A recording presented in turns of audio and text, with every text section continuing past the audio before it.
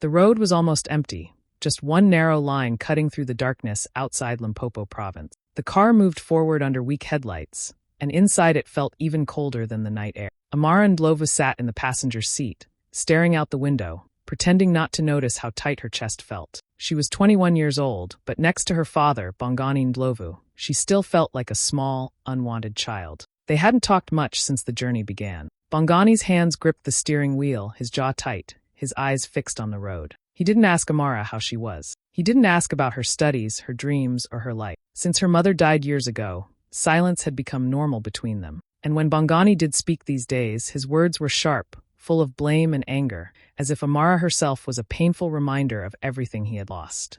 The night felt heavy. Crickets screamed from the bushes, and the wind brushed against the car like a wall. Amara tried to start a conversation, but Bongani didn't respond. He just turned the radio up, then off again, annoyed by even sound itself. Suddenly, the car slowed down. Then it stopped. The engine went quiet. No streetlights. No houses. Just darkness stretching in every direction. Amara's heart skipped. "Dad," she asked softly. "What happened? Is the car okay?" Bongani didn't answer right away. He stared ahead, breathing slowly, as if he had been preparing for this exact moment. Amara thought it was just a breakdown. Maybe they'd wait. Maybe they'd call for help. She had no idea that, in her father's mind, this was not an accident. This was a decision, and this silent road was about to change her life forever. Amara's heart pounded as she looked at her father. "Dad, what's going on?" she asked, her voice shaking. The car was still, the night pressing in from every side. Bongani didn't answer at first. He just stared straight ahead, his face shadowed in the weak glow of the dashboard. Then slowly his words came cold, sharp, and final. "Get out," he said, not looking at her. "I'm not coming back." Amara froze. "What? Dad, please. I don't understand. What are you saying?" Her hands gripped the edge of her seat. She could feel panic rising like fire in her chest. "You've been a burden for years," Bongani spat, his voice trembling with anger he tried to hide. "A reminder of the past I hate. Your mother's gone, and I shouldn't have to deal with you anymore. Get out." She couldn't believe it. "But where will I go? What about?" Before she could finish, he grabbed her backpack from the back seat and flung it onto the dusty road behind. The bag tumbled and landed with a thud. "Out," he repeated, stepping on the accelerator. Amara's legs shook as she opened the door. The cold air hit her like a slap. She stumbled onto the gravel, her backpack beside her. She turned to look at the car, hoping he would stop, hoping he would say it was a joke. But the headlights moved forward, then faded, swallowed by the darkness. She called out, but only her own voice answered. No cars passed, no distant lights. Nothing. Only the sounds of the night, crickets, wind rustling through the trees, the eerie stillness that made her feel smaller than ever. Her phone barely had a signal. She tried calling, but no one answered. No one would. She was completely alone. And in that moment, it hit her like ice.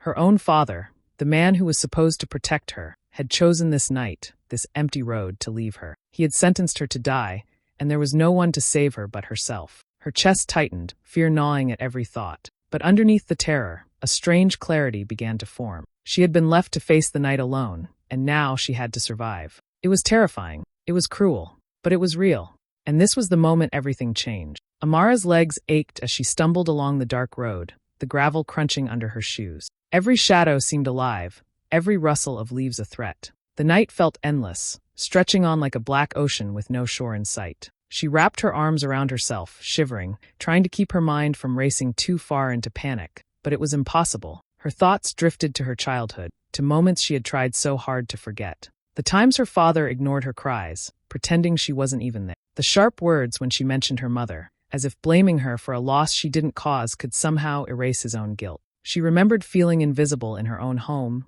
small and unwanted, and now that same feeling had come alive on this lonely road. Her throat was dry, her feet heavy, and the cold wind bit at her cheeks. She pulled out her phone, desperate for connection, for help, for anything. The screen lit up for a moment, 3% battery. She pressed record and left a voice note, her voice trembling. "If anyone finds this, I'm out here alone, my father. He left me." She didn't even know if anyone would ever hear it. The last number on the battery icon blinked and disappeared. The phone went black. A wave of silence crashed over her, heavier than the night itself. There were no voices, no cars, no lights. Just the wind whispering through the trees and the soft hum of insects around her. It was as if the world had forgotten she existed. Panic crept in, gnawing at her chest, making her knees wobble. She wanted to scream, to run, to do anything to make this night stop. But there was nowhere to run. The road stretched endlessly ahead, and behind her, nothing. Tears stung her eyes, but she blinked them away. In the midst of fear, a strange thought came to her. She couldn't let herself give up. Not yet. She didn't know what lay ahead, or who, if anyone, might come to her rescue. But she had to keep moving, keep breathing, keep surviving, even when every step felt like walking into the void. The night seemed eternal, and the road unending, but Amara kept walking, one shaky step at a time, knowing that somewhere out there someone, maybe even fate itself, might still reach her. Amara's legs gave out just as the horizon seemed to stretch forever. She sank to the gravel, chest heaving, throat dry, tears streaking her dirt-smudged face. The night had wrapped her in a suffocating silence, and she felt like she could disappear into it without anyone noticing. Her mind spun with fear, exhaustion, and the thought that maybe she wouldn't survive this night at all. Suddenly, a faint glow appeared behind her, a pair of headlights cutting through the black. At first she froze, unsure if it was danger or salvation. The vehicle slowed, tires crunching over the gravel, and Amara instinctively raised her arms, hoping someone had come to help. Inside the dusty pickup truck was Mama Zolembeki, a woman who carried strength in her posture and warmth in her eyes. She was returning from a late market run, tired but alert. Something about the girl on the road, her collapse, the raw fear in her eyes, stirred Mama Zola's heart. Against every instinct telling her to keep driving and stay safe, she slowed the truck to a stop. Amara didn't even make a sound. Her body simply gave in. She collapsed fully into the light of the headlights, shivering uncontrollably. Mama Zola leapt out, hands firm and steady, wrapping a warm shawl around the trembling girl. "It's okay, child," she said softly. "You're safe now.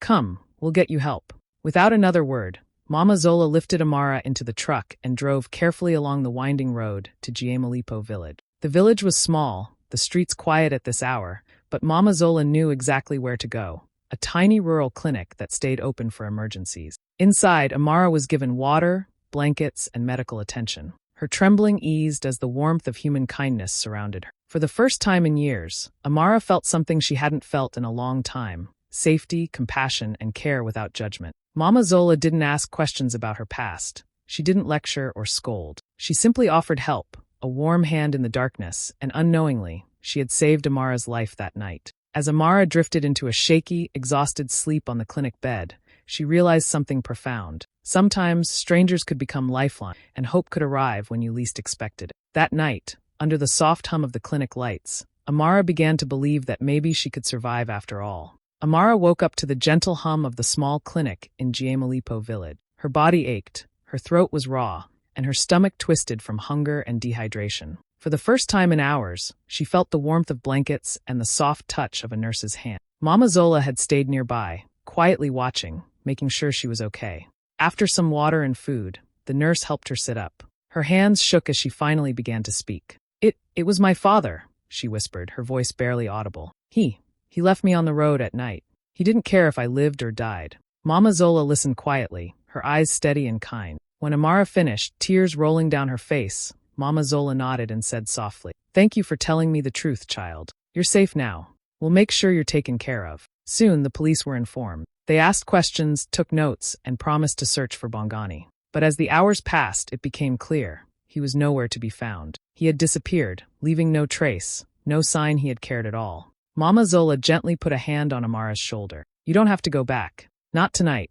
Not ever, if you don't want to." Her voice was calm, firm, and somehow soothing. She offered Amara a place to stay, a roof over her head, and a safe space to rest, without judgment, without conditions. For the first time in years, Amara felt what safety really was. Sitting on the small clinic bed, wrapped in the warmth of Mama Zola's kindness, Amara made a decision that would change her life. She would not go back to her father. Not now, not ever. He had abandoned her once, and she would not allow him to have power over her again. For the first time, fear was not the only thing she felt. There was something else, determination, a quiet strength that began to grow inside her. She had survived a night that could have ended her life, and now she would survive every day after it, on her own terms. As she looked at Mama Zola, Amara whispered to herself, almost like a promise, "I am not going back. I will live, and I will be stronger than he ever imagined." Months passed, and life slowly began to take shape for Amara. She had moved to Polokwane, leaving the shadows of that lonely road behind her.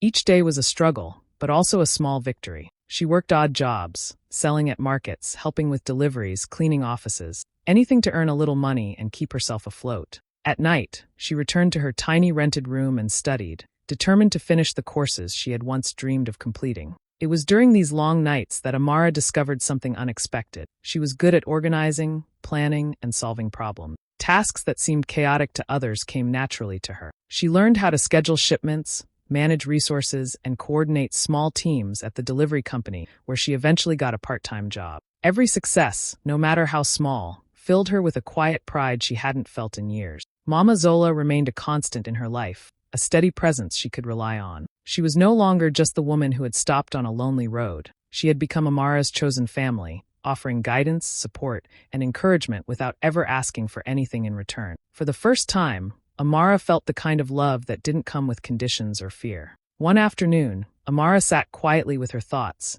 and made a symbolic decision. She changed her surname, shedding the one that tied her to a father who had abandoned her. It felt like a clean break, a way to reclaim herself and her identity. She whispered to herself a promise. She would never beg anyone to love her again, never let anyone have the power to make her feel small or unwanted. Life was still hard, and every day demanded effort, but Amara felt stronger with each passing moment. She was learning how to stand on her own, how to build something from nothing, and how to trust that she was capable of surviving and thriving without anyone's permission. Looking around her modest room one night, she smiled quietly to herself. For the first time in her life, she felt in control of her own destiny. She had survived betrayal, fear, and abandonment, and now she was creating a life that no one, not even her father, could ever take away from her. Years had passed since that terrible night on the lonely road. Amara had rebuilt her life, but for Bongani, time had not been kind. The man who once drove away his daughter now found himself older, weaker, and beaten down by life. Business ventures had failed, money was gone, and sickness made even simple tasks a struggle. Pride that had once defined him now felt like a heavy weight he could no longer carry. For years, Bongani had told everyone that his daughter had run away. He never looked for her, never called, never asked questions. To him, the past was something he could ignore, a mistake he thought he could erase by pretending it didn't exist. But now, facing his own failures and desperation, he realized he needed help, and perhaps even forgiveness.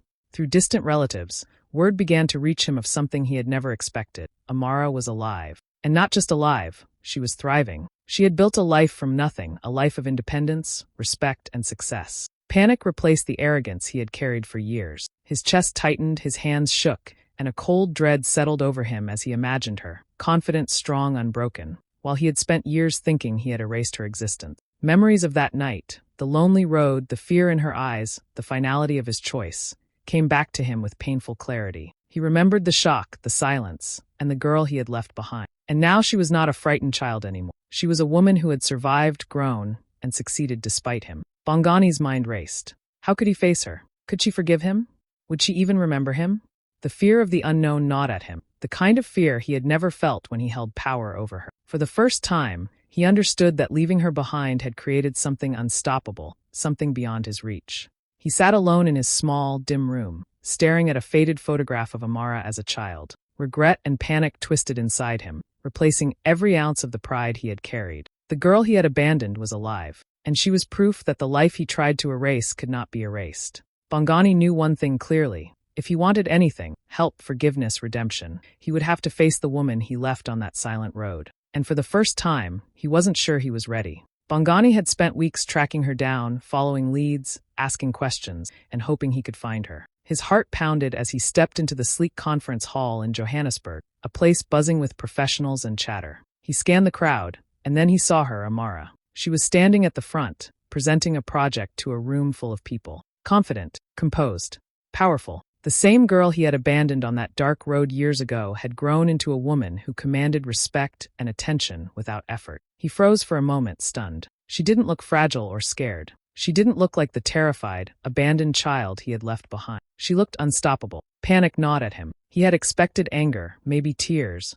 maybe a rush of emotions he could try to apologize for. But as he stepped closer, he realized she seemed calm, collected, almost untouchable. Finally, when the session ended, he approached her. His throat was dry, and his hands trembled. Amara, he started, but she cut him off, her voice steady, even and calm. Did you ever come back to that road? She asked. The question hit him harder than any slap or punch ever could. He opened his mouth, but no words came. He had rehearsed apologies, excuses, even tears, but nothing fit this moment. She wasn't yelling. She wasn't screaming. She wasn't begging for answers or love. She wasn't reacting the way he had expected. She was simply asking a question that held the weight of every year he had wasted. Around them, people continued with the conference, unaware of the silent confrontation unfolding. Bongani felt every eye in the room, every heartbeat in his chest, the shame and fear building like a storm inside him. The words he had left unsaid for years refused to form now. He realized, with a cold, sinking certainty, that nothing he could say or do would undo what he had done. The girl he abandoned had become a woman who had survived, grown, and thrived without him. And in that calm, quiet question, she held the truth he had tried to escape. He had failed her, and she had moved on. Bongani swallowed hard, but no answer came. The silence between them spoke louder than any apology ever could. Amara looked at her father, calm and steady, her eyes holding the weight of years he had missed. She didn't raise her voice. She didn't scream or shout. She simply spoke, each word deliberate, carrying the truth like a quiet storm. "I survived without you," she said softly, letting it sink in. "The girl you left on that road, she died that night. Only she died. I didn't. I had to. I had no one, and I learned how to survive anyway." Bongani's face went pale. His throat tightened. He opened his mouth, but no excuse, no apology, no word of regret came. He wanted to say something, anything, to fix what he had done, but it was too late. Amara continued, her voice calm but strong. "I didn't wait for you. I didn't beg you to come back. I rebuilt myself, step by step, from nothing. I worked, I studied, I fought, and I survived. I created a life without you. And here I am." She paused for a moment, letting him see her clearly, the woman she had become. The confidence, the strength, the peace she carried now was something he had never given her. Yet somehow, she had found it anyway. "You see," she said, softer now, "I don't want revenge. I don't want apologies. I just want you to understand. The person you left behind doesn't exist anymore. She had to die so I could live. And I did." Bongani sank into a chair nearby, his hands covering his face. The arrogance, the anger, the pride that had once defined him crumbled into raw, unbearable shame. He realized, too late, that he had abandoned the only person in the world who might have stood by him, forgiven him, loved him anyway. Tears ran down his face, but there was no comfort in them, no relief. He had lost her not just once, but forever. And the truth of her survival, her independence, and her choice to thrive without him hit harder than any punishment could. Amara stood tall, calm, and unmoving. The quiet strength in her presence said everything she didn't need to say. The man who had tried to erase her had failed. She had rewritten her story without him, and he could only watch, broken, realizing that the life he had thrown away had grown beyond reach. She left him with one final thought, not spoken with anger but with undeniable certainty. She had survived. She had become someone he could never touch again. Years after that night on the lonely road, Amara stood at the edge of a small community hall in Limpopo, watching a group of teenagers gather. Some were shy, some wary, all carrying the same fear and uncertainty she once had. She smiled gently at them, her heart full, knowing exactly what it felt like to be abandoned, to feel invisible, to think no one would ever care. She had started a foundation, safe shelters, mentorship programs, and emergency support for young people left alone along rural highways. Roads where darkness and danger lurked no longer had to be places of despair. Amara's team worked tirelessly, and slowly, the lives of dozens of children changed, their fear replaced with hope. Mama Zola stood beside her, proud and smiling. "Look at what you've built," she whispered. "You've turned something terrible into something beautiful." Amara nodded, thinking back to the night that changed her life forever. She remembered the fear, the silence, and the moment she realized she had to survive. That fear had been her fuel, her reason to keep moving, and now it had become a mission to save others. She looked out at the children, their eyes wide and trusting, and spoke softly but firmly. "You are not alone. You are stronger than you think, and someone will always be here to help you." And then, almost to herself, almost like a declaration to the world, "He left me on a silent road, thinking I wouldn't survive. But I survived, and became someone he could never reach again." The words echoed quietly in the hall, carrying weight and power. Amara had turned a night of abandonment into a life of purpose. She had transformed pain into hope, fear into strength, and her past into a future that no one, not even the man who left her, could ever take away.